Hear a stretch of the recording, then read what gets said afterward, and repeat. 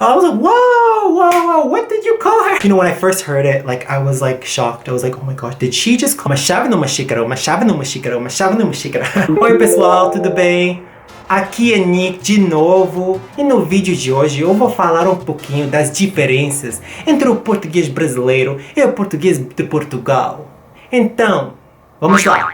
Se você está aprendendo português agora, é bem importante saber a diferença, perceber a diferença entre o português brasileiro e o português de Portugal. Porque tem muitas variações, tem muitas diferenças e às vezes a diferença é bem engraçada, sabe? Que tem muita variedade de sotaques. Uma palavra no Brasil pode ser entendida de forma completamente diferente em Portugal. No vídeo de hoje você vai ter a oportunidade de perceber um pouquinho mais as diferenças entre os dois países. Se você gosta desse tipo de vídeo, deixa um like, por favor. Peraí, só queria dizer uma coisa, só queria deixar claro uma coisa. Agora, eu não sou brasileiro, eu não sou português, eu sou filipino-canadense. Eu aprendi português sozinho, eu aprendi português conversando com a comunidade brasileira, conversando com a comunidade portuguesa também. Eu falo os dois portugueses, eu falo português brasileiro, também eu falo português de Portugal, então. So the first word is the word we use when we pick up the phone. Now in Brazil, what do they say?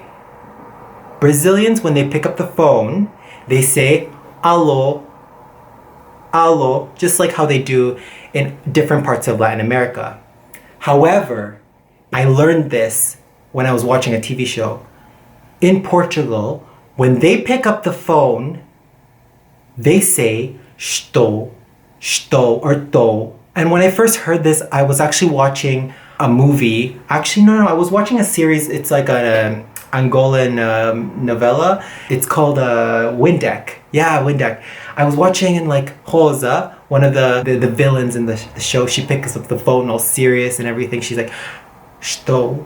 I'm like, что? What's что? Like, вы говорите по-русски, что это такое? I was like, что? Like, for me, что is like Russian for what? Okay, I did not get it.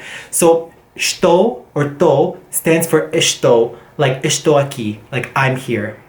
Right? And that's one of the differences when they pick up the phone. Another huge difference is the word for girl. Alright? So in Brazil, we say uma menina, uma garota. And these words, menina, garota, they are also understood in Portugal because they watch kind of Brazilian shows and stuff. Like, they don't use these words really in Portugal, but they understand what it means. However, this is the issue. Not issue, but this is the interesting part. In Portugal, the word for girl is rapariga. Rapariga, no Brasil, não é uma coisa boa. Rapariga no Brasil, how do I say this? It's basically, yeah, so there's a very big difference. And I first heard this mother was talking about like her niece. I remember I was in an outdoor event and I was speaking Portuguese. You know, falas português do continente, eu falo português. You know, I was like talking to this mom, right? She was talking about her niece and she was like, oh, rapariga, essa rapariga, sabe? I was like, whoa, what did you call her? What did you? Like, whoa. You know, when I first heard it, like I was like shocked. I was like, oh my gosh, did she just call her? Did she just call her 4-year-old niece a? So I was freaking, I was like, whoa. But then I kind of understood, like, as time went by, you know, rapariga is a girl in Portugal. Mas no Brasil é melhor não usar essa palavra, porque tem outro significado no Brasil. Olha. The next word is the word for washroom or bathroom. In Brazil, we say banheiro. Onde fica o banheiro? In Portugal, they don't use this word. In Portugal, they use casa de banho. Casa de banho. Onde fica casa de banho? Next word is breakfast. In Brazil, we say café da manhã. Café da manhã. In Portugal, we say pequeno almoço. Pequeno almoço. Now, this is very similar to French, whereas they say petit déjeuner. Pequeno almoço is a small, like pequeno means small, right? So it's just like a small thing, right? Doesn't mean all Portuguese people have small breakfast though. That's just the word for it. The next word really tricked me a lot, especially when I started watching like Angolan movies and Portuguese movies, right? This word is the word for phone, like your cell phone. In Brazil, it is celular, celular. And this is very, very easy for me to understand because that's how they say it in Spanish in many countries, right? However, in Portugal, they don't use celular. They use telemóvel. Telemóvel. And I was like, what? When I first heard this, like, onde fica meu telemóvel? I was like, oh my goodness, what is that? I thought they were talking about TVs at first. Telemóvel. I thought it was a TV. I thought they were referring to like a television. But no, it's a cell phone.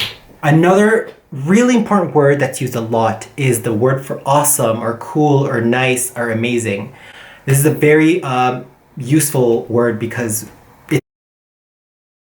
this is a very useful word. And in Brazil, we use the word legal. Muito legal.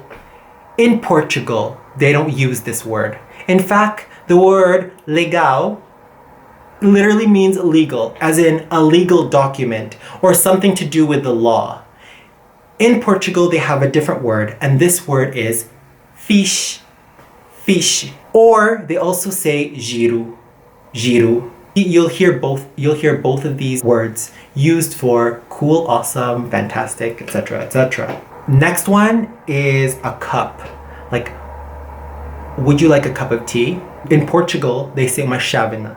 In Brazil, they say xícara. So I say uma chávena, uma xícara, uma chávena, uma xícara, uma chávena, uma xícara, uma chávena, uma xícara, uma chávena, uma xícara. So that's how I kind of memorized it. Now, transportation is a very important system in both countries, and they both have different words for different modes of transportation. For example, in Brazil, we say ônibus. Vou pegar o ônibus. Você tem que pegar o ônibus. In Portugal, we don't say ônibus. We say autocarro. Autocarro. So super different, right? The next one is train. Now in Brazil, it's quite easy. It's trem. Vou pegar o trem. In Portugal, it doesn't even sound anything like train. In Portugal, we say comboio. Comboio. Yeah, when I first heard that, I didn't even know they were talking about trains. Now, after a long day of hard work learning Portuguese, you just want ice cream, right? So how do you say ice cream in Portuguese? In Brazil, ice cream is sorvete. In Portugal, we say gelado.